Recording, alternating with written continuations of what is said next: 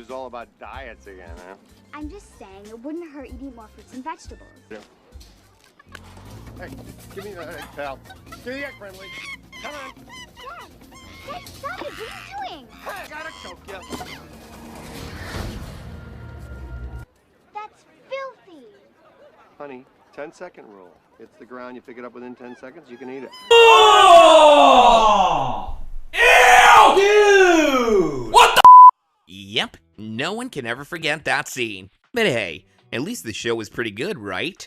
Well, today, we're going through the entire series of Ozzy and Drix or Osmosis Jones.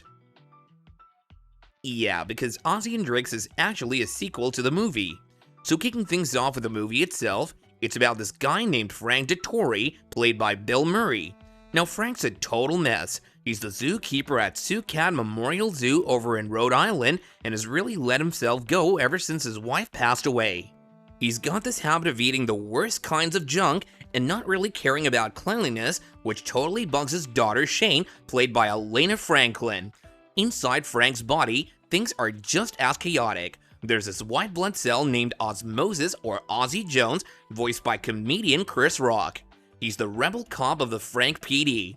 Ozzy got kicked off the kidney detail and demoted to mouth patrol after he messed up big time, causing Frank to throw up on Shane's teacher, Mrs. Boyd, at the science fair. Meanwhile, the mayor inside Frank's body, Mayor Fleming, voiced by William Shatner, is all about that junk food life, even though it's wrecking Frank's health. Because of the mayor's bad choices, Frank ends up eating a dirty egg, and that's how the bad guy, a virus named Thrax, gets in. Just so you know, he's voiced by Lawrence Fishburne. So Thrax is this deadly virus that starts taking over, and Mayor Fleming, trying to cover his tracks, signals Frank to pop a cold pill. This pill, Drixinol or Drix Cold Relief, has the voice of David Hyde Pierce and starts cleaning up, which hides Thrax's tracks.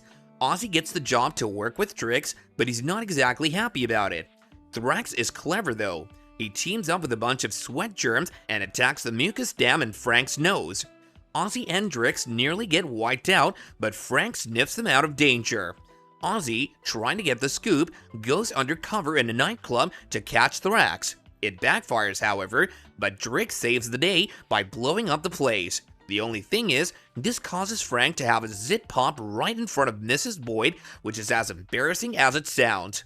Because of this disaster, Mayor Fleming fires Ozzy and tells Drix to hit the road.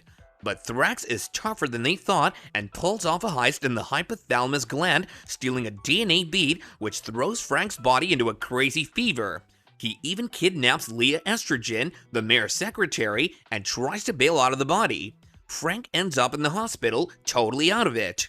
Ozzy and Drix make up and charge in to save Leah. They manage to corner Thrax on Shane's eye, but in a twist, they all end up on her false eyelash. Thrax is just about to gloat about his victory when he gets stuck on the lash that falls into a cup of alcohol, which is just bad news for a virus like him. Things get super tense as Frank's body is on the brink. His temperature soars and his heart is failing him. But here comes Ozzy, riding one of Shane's tears back into Frank's body with Frank's DNA bead necklace, saving the day at the very last second. After this whole ordeal, Frank decides it's time to turn things around and starts living healthily for his and Shane's sake. Ozzy gets his badge back, Drix stays on as his partner, and Ozzy even starts a thing with Leah. As for Mayor Fleming though, he's booted from the office and ends up working in the bowels of the body, and in a fitting end, he accidentally gets himself blasted with a fart button. So this movie did have a pretty good cast, but for some reason, it just didn't smash the box office like you'd expect. But here's where it gets interesting. Warner Brothers decided to go ahead and spin it into a TV series, and the characters from the movie now got to zip off into brand new escapades on the small screen. Now you might think that's a bit out there, right? But somehow, it all just fell into place, and you've got to give props where they're due. The show didn't just come and go. It held on for 2 whole seasons. Plus, it turned out to be a bit of a dark horse, earning better reviews than the movie ever did. So in the first episode of the show, we dive back into the world of Ozzy and Drix. These two are inside Frank, the same guy from the original movie, and they're in the middle of a high-speed chase after scarlet fever. This nasty disease is voiced by the one and only Tim Curry. But here's the twist. While they're trying to nab this bug, they somehow get zapped from Frank's body into Hector, a teenager who's right at the tricky age of growing up. Frank, the dude they used to be inside of, was a total mess. Picture a guy who gave up on cleaning up his act a long time ago. Ozzy and Drix did their best, but it always felt like a losing battle. Hector, on the other hand, was different. He was like a fresh start for them, pretty much a blank canvas. Ozzy, he's seen it all. He even mentions how he's seen pictures in Frank's memory back when Frank was actually fit. But then life got in the way. Fast food, late nights, smoking, you name it. Frank's health nosedived right around Hector's age. So Ozzy's thinking, hey, we're here with Hector now at age 13, and this kid could use some seasoned pros to help him navigate through these teen years. We can keep him from making the same mistakes Frank did. And with that, Ozzy and Drix are on board. They're like, let's do this. No bad eating, no smoking, and let's sort out that personal hygiene routine. So that sets up the whole show. Ozzy and Drix are now fighting germs and viruses in Hector's body, and honestly, it's actually quite refreshing. We're not just dealing with the consequences of a nasty egg anymore. But now we get to see our duo tackle health challenges in a young, healthier host. The show really levels up the excitement because let's face it, Frank was a write-off. He was gross. But Hector, he's got potential. It's way more intriguing to watch what kind of new scenarios unfold with a host who actually has a fighting chance at health. Well, that's the story they're telling us, and I'm all here for it. In episode 6, Drix decided he needs a crash course in being street smart. Now it's picture day, and you know how it is when those pesky acne germs decide to show up at the worst possible moment, right? Well, Hector was their latest victim thanks to an acne germ named Smirch with a mission to ruin the day. Now here's the deal with Ozzy and Drix. They weren't just wandering around, they were undercover in the pit. Yep, you heard that right, the armpit, and they were on the hunt for this elusive ringworm. But Drix, he kinda messed up and their cover was blown to smithereens. Ozzy stepped out and Drix wanted to learn street all by himself, but Drix ended up getting lessons from the wrong teacher, Smirch. He actually paid this acne germ to show him the ropes, not knowing Smirch had his own sneaky plans. And guess what? Smirch pulled it off. He managed to plant a massive Z right on Hector's forehead just in time for picture day. Talk about timing, am I right?